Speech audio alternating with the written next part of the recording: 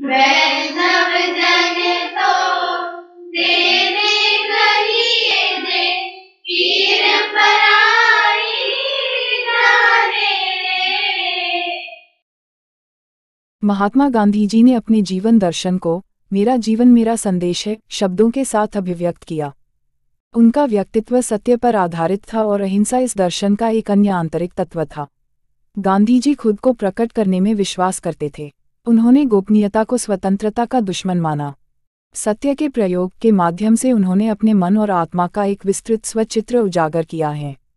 तो आइए सुनते हैं गांधी जी की आत्मकथा से प्रस्तावना का पहला भाग।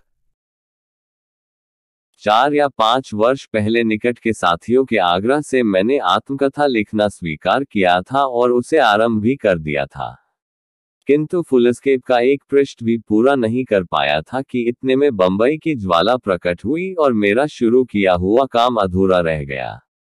उसके बाद तो मैं एक के बाद एक ऐसे व्यवसायों में फंसा कि अंत में मुझे यरवाड़ा का अपना स्थान मिला। भाई जयरामदास भी वहां थे। उन्होंने मेरे सामने अपनी यह मांग रखी कि दूसरे सब काम छोड़कर मुझे पहले आत्मकथा ही लिख डालनी चाहिए। मैंने उन्हें जवाब दिया कि मेरा अभ्यास क्रम बन चुका है और उसके समाप्त होने तक मैं आत्मकथा का आरंभ नहीं कर सकूंगा। अगर मुझे अपना पूरा समय यरवाड़ा में बिताने का सौभाग्य प्राप्त हुआ होता तो मैं जरूर आत्मकथा वही लिख सकता था, परंतु अभी अभ्यासक्रम की समाप्ति में भी 1 वर्ष बाकी था कि मैं रिहा कर दिया गया। उससे पहले मैं किसी तरह आत्मकथा का आरंभ भी नहीं कर सकता था, इसलिए वह लिखी नहीं जा सकी। अब स्वामी आनंद ने फिर वही मांग की है। मैं दक्षिण अफ्रीका के सत्याग्रह का इतिहास लिख चुका हूं, इसलिए आत्मकथा लिखने को ललचाया हूं। स्वामी की मांग तो यह थी कि मैं पूरी कथा लिख डालूं और फिर वह पुस्तक के रूप में छपे। मेरे पास इकट्ठा इतना समय नहीं है।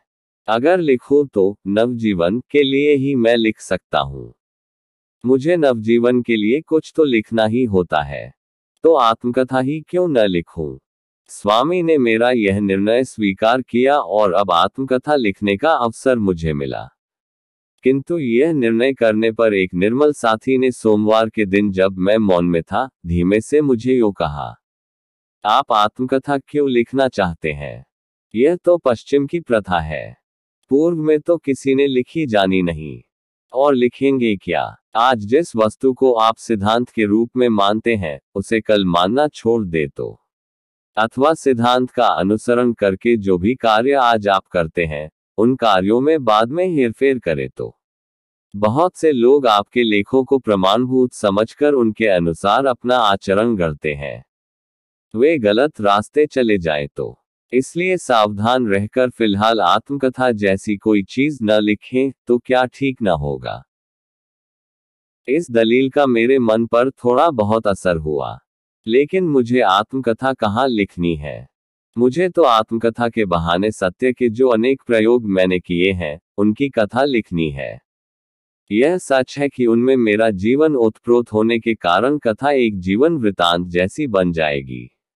लेकिन अगर उसके हर पन्ने पर मेरे प्रयोग ही प्रकट हों, तो मैं स्वयं उस कथा को निर्दोष मानूंगा। मैं ऐसा मानता हूं कि मेरे सब प्रयोगों का पूरा लेखा जनता के सामने रहे, तो वह लाभदायक सिद्ध होगा, अथवा यूं समझिए कि यह मेरा मोह है।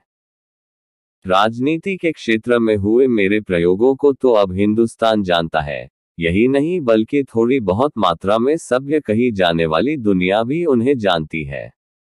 मेरे मन में इसकी कीमत कम से कम है, और इसलिए इन प्रयोगों के द्वारा मुझे महात्मा का जो पद मिला है, उसकी कीमत भी कम ही है। कई बार तो इस विशेषण ने मुझे बहुत अधिक दुख भी दिया है। मुझे ऐसा एक भी क्षण याद नहीं है जब इस विशेषण के कारण मैं फूल गया हूं। लेकिन अपने आध्यात्मिक प्रयोगों का, जिन्हें मैं ही जान सकता हूं और जिनके कारण राजनीति के क्षेत्र में मेरी शक्ति भी जन्मी है, वर्णन करना मुझे अवश्य ही अच्छा लगेगा। अगर ये प्रयोग सचमुच आध्यात्मिक हैं, तो इनमें गर्व करने की गुंजाइश ही नहीं। इनसे तो केवल नम्रता की ही वृद्धि होगी। ज्यों ज्यों मैं विचार करता जाता हूं, भूतकाल के अपने जीवन पर दृष्टि डालता हूं, त्यों त्यों अपनी अल्पता में स्पष्ट ही देख सकता हूं। मुझे जो करना है, 30 वर्षों से मैं जिस आतुर भाव से रट लगाए हुए हूँ, वह आत्मदर्शन है, ईश्वर का साक्षात्कार है, मोक्ष है। मेरे सारे काम इसी दृष्टि से होते हैं। मेरा सब लेखन भी इसी दृष्टि से होता है, और राजनीति के क्षेत्र में मेरा पढ़ना भी इसी वस्तु के अधीन है। लेकिन ठेठ से ही मेरा यह मत रहा है कि जो एक के लिए शक्य है, वह सबके लिए भी शक्य है। इस कारण मेरे प्रयोग खानगी नहीं हुए, नहीं रहे। उन्हें सब देख सके तो मुझे नहीं लगता कि उससे उनकी आध्यात्मिकता कम होगी। अवश्य ही कुछ चीजें ऐसी हैं, जिन्हें आत्मा ही जानती है, जो आत्मा में ही समा जाती है। परंतु ऐसी वस्तु देना मेरी शक्ति से परे की बात है। मेरे प्रयोगों में तो आध्यात्मिकता का मतलब है नैतिक, धर्म का अर्थ है नीति, आत्मा की दृष्टि से पाली गई नीति धर्म है। इसलिए जिन वस्तुओं का निर्णय बालक, नौजवान और बूढ़े करते हैं और कर सकते हैं, इस कथा में उन्हीं वस्तुओं का समावेश होगा। अगर ऐसी कथा मैं तटस्थ भाव से, निर्भिमान रहकर लिख सकूं, तो उसमें से दूसरे प्रयोग करने वालों को कुछ सामग्री मिलेगी। वंदे